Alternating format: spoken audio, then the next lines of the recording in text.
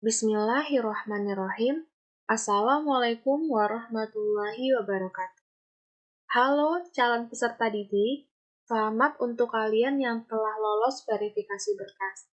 Di sini saya akan menjelaskan tata cara atau langkah-langkah untuk mengerjakan soal tes PPDB yang akan dilaksanakan di MTSN 1 Kota Tangerang Selatan pada tanggal 18 dan 19 Maret 2023. Nah, sebelum login ke soal, pastikan kalian sudah mendownload serta mencetak kartu tes dengan cara login ke akun pendaftaran kalian masing-masing.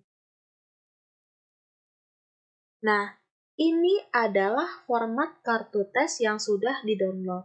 Silahkan kalian cek beberapa data yang ada di kartu tes seperti username, password, kemudian ruang lab, serta sesi, dan ada beberapa data yang lain yang sudah tercetak di kartu tes kalian masing-masing. Kartu tes ini wajib kalian bawa ketika ujian ke MTSN, dan jangan lupa di kartu tesnya itu kalian tempelkan pas foto background merah dengan ukuran 2x3. Nah, kemudian di sini ada kolom yang harus ditandatangani oleh pengawas atau penguji yang ada di ruangan ujian kalian masing-masing. Nah, di sini ada sesi. Nah, sesi inilah yang akan menentukan kalian ikut ujian di hari Sabtu tanggal 18 Maret 2023 atau ujian di hari Minggu tanggal 19 Maret 2023. Nah, seperti contoh yang ada di kartu tes yang ada di layar kalian, tertulisnya sesi 3. Kemudian kalian lihat keterangan yang ada di kolom. Nah, sesi 3 ada di hari Sabtu tanggal 18 Maret. Dan jam ujiannya jam 11 sampai jam 12.45. Perlu saya ingatkan, jika kalian terlambat hadir, maka tidak ada perpanjangan waktu. Apalagi jika kalian salah jadwal atau terlewat. Nah, jika kalian salah jadwal, tidak ada ujian susulan. Saya berharap kalian bisa datang 15 menit atau 30 menit lebih awal sebelum ujian dimulai. Saat pelaksanaan tes nanti, kalian akan masuk ke lab komputer, kemudian akan langsung diarahkan oleh panitia ke meja komputer, di mana setiap komputer yang ada di ruangan sudah disetting dan dibuka, sehingga tampilan awalnya bisa kalian lihat seperti yang ada di layar saat ini. Nah, ada kolom atau tempat untuk mengetikkan username dan juga password, di mana username dan password ini bisa kalian lihat di kartu tes kalian masing-masing. Ini adalah kartu tes contoh untuk uji coba. Saya ambil username dan passwordnya, kemudian saya ketikkan atau saya pindahkan ke kolom yang ada di layar. Contohnya seperti ini.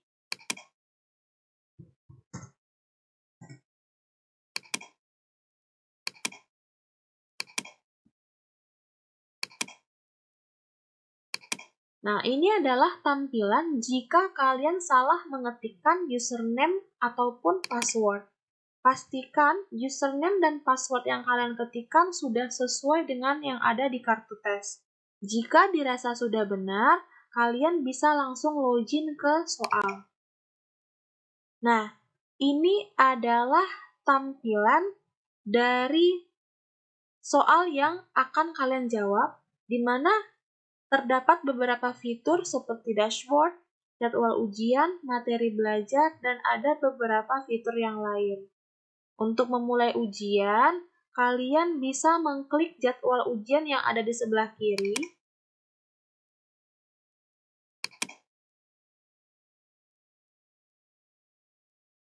Kemudian setelah kalian berhasil mengklik, maka akan muncul tampilan seperti ini. Ini adalah jadwal ujian hari ini. Ada beberapa mata pelajaran seperti matematika, IPA, agama, dan bahasa Inggris. Kalian boleh mengerjakan mata pelajaran yang kalian senangi atau yang kalian anggap mudah terlebih dahulu. Seperti contoh di sini saya akan mengerjakan soal agama. Nah, kalian bisa membaca sendiri nanti di layar. Ada jam mulai ujiannya, kemudian jam ditutupnya kapan, durasi ujian dan banyaknya butir soal yang akan dijawab, status ujian, dan status tes. Nah, bismillahirrahmanirrahim, kita akan mulai menjawab soal. Setelah itu, kalian bisa klik mulai tes jika kalian yakin untuk mengerjakan soal agama terlebih dahulu. Tapi jika kalian ragu-ragu dan ingin mengerjakan soal pada mata pelajaran lain, kalian bisa klik kembali. Nah, sekarang kita mulai tes. Di sini ada beberapa informasi terkait soal, seperti sisa waktu atau timer. Ini akan terus berjalan. Kemudian ada nomor soal, ada daftar soal, dan ada beberapa tombol yang bisa kalian gunakan ketika menjawab tes nanti. Nah, saya akan menjelaskan tentang daftar soal terlebih dahulu. Silakan kalian klik. Daftar soal ini menunjukkan banyaknya butir soal yang harus kalian jawab.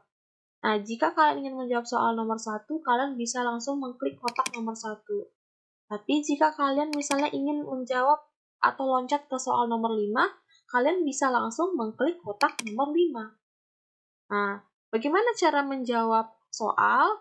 Kalian bisa langsung mengklik pilihan ganda yang ada di sebelah kiri ini. Contoh untuk soal nomor 5, saya ingin menjawab B, berarti saya langsung klik B. Dan jika kalian yakin sama jawabannya, kalian bisa mengklik soal sebelumnya atau soal selanjutnya. Ini saya ke soal nomor 1 dulu. Saya jawab. Nah, kalau saya yakin, saya bisa mengklik soal selanjutnya. Tapi misalnya saya menjawab soal nomor 2 nih. Saya jawab D. Tapi ternyata saya ragu-ragu. Berarti kalian bisa mengklik tombol ragu-ragu. Nah, bisa kemudian kalian cek lagi ke daftar soal. Nah, di sini ada status soal yang sudah dijawab, maka akan berwarna hijau. Soal yang belum dijawab ini masih berwarna abu-abu. Kemudian soal yang ragu-ragu itu statusnya berwarna kuning. Nah, bagaimana untuk merubah soal yang ragu-ragu menjadi yakin? Kalian bisa ke soalnya lagi, kemudian hilangkan tanda ragu-ragunya. Dan lanjut ke soal berikutnya. Nah, semua soal yang ada di layar kalian wajib menjawab sampai selesai, karena kalau tidak selesai, kalian tidak bisa lanjut ke mata pelajaran yang lain. Nah, ini ya. Kemudian di sini ada fitur kurang dan tambah. Fitur ini fungsinya untuk memperbesar atau memperkecil ukuran font atau tulisan pada soal. Misal ini saya rasa tulisan terlalu kecil, saya bisa klik tambah untuk memperbesar. Ya, ini. Kemudian jika saya ingin memperkecil lagi, saya bisa mengklik tanda kurang. Nah, ini ada tombol seperti tanda panah yang berputar di tengah-tengah. Fungsinya adalah untuk merefresh jika misalnya soal kalian sedang mengalami kendala, tidak bisa diganti atau mungkin tampilannya berhenti. Jadi kalian bisa untuk refresh agar soalnya muncul ya. Kemudian yang perlu kalian ingat, kalian harus bisa menyesuaikan banyak butir soal dengan waktu yang tersedia. Karena jika kalian terlalu lama mengerjakan soal di satu mata pelajaran, maka waktu kalian akan terpotong atau waktunya akan terpakai banyak. Jadi, kalian harus pintar-pintar untuk memanage waktu ya.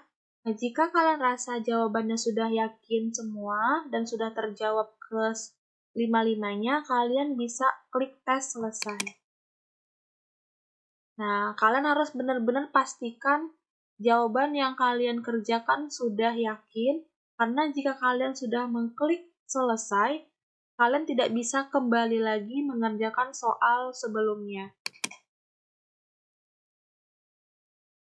Kemudian untuk menjawab soal mata pelajaran lain, kalian langkah-langkahnya sama saja seperti yang tadi, yang di awal, klik jadwal ujian, kemudian kalian kerjakan soal yang belum selesai. Ini misalnya bahasa Inggris, kita klik mulai tes lagi, kerjakan semua soal. Begitu. Nah, sekarang kita selesaikan soal bahasa Inggris agar kita bisa mengerjakan soal pada mata pelajaran yang lain. Ini kita cek daftar soal, ternyata sudah dijawab semua. Dan jika dirasa sudah yakin, bisa menyelesaikan tes dan mengklik tombol yang ada di sebelah kiri ya. Kemudian, ini adalah tampilan jika kalian sudah atau belum mengerjakan soal. Nah, ini seperti matematika, belum dikerjakan, maka statusnya baru mulai. IPA tadi ada yang dikerjakan setengah dan belum selesai, maka tulisan atau statusnya lanjutkan atau berlangsung ya. Kemudian tadi sudah mengerjakan soal agama, maka statusnya di sini selesai atau sudah ujian. Sama seperti bahasa Inggris, karena tadi sudah selesai, maka statusnya sudah ujian atau selesai. Nah, jika kalian sudah mengerjakan semua mata pelajaran, kalian bisa langsung logout. Caranya dengan mengklik profil yang ada di pojok kanan atas, yang nanti akan tertulis nama kalian sendiri. Silahkan klik keluar. Nah, dan tampilannya akan kembali ke tampilan awal ketika kalian membuka atau melihat komputer. Jika kalian sudah selesai mengerjakan ujian dan sudah sign out atau keluar dari tampilan CBT atau aplikasi CBT, silakan kalian laporkan kepada pengawas atau panitia yang ada di ruangan kalian masing-masing. Nah, bagi kalian yang memilih jalur umum dan afirmasi, setelah selesai ujian, kalian sudah boleh langsung pulang. Namun, bagi kalian yang memilih jalur boarding, silakan tunggu informasi di ruangan kalian masing-masing, kemudian kalian nanti akan diarahkan untuk melakukan sesi wawancara. Nah, jika ada pertanyaan-pertanyaan lain terkait tes atau mungkin pengumuman atau ada hal yang kalian ingin tanyakan, silakan hubungi narahubung yang ada di website PPDB MTSN 1 Kota Tangerang Selatan. Mungkin cukup sekian tutorial tes PPDB MTSN 1 Kota Tangerang Selatan tahun 2023-2024. Kalian boleh untuk like, kemudian share video tutorial ini kepada teman-teman kalian yang ikut tes, dan jangan lupa juga untuk di-subscribe. Dan saya akhiri dengan mengucapkan wabillahi taufiq wal hidayah. Wassalamualaikum warahmatullahi wabarakatuh.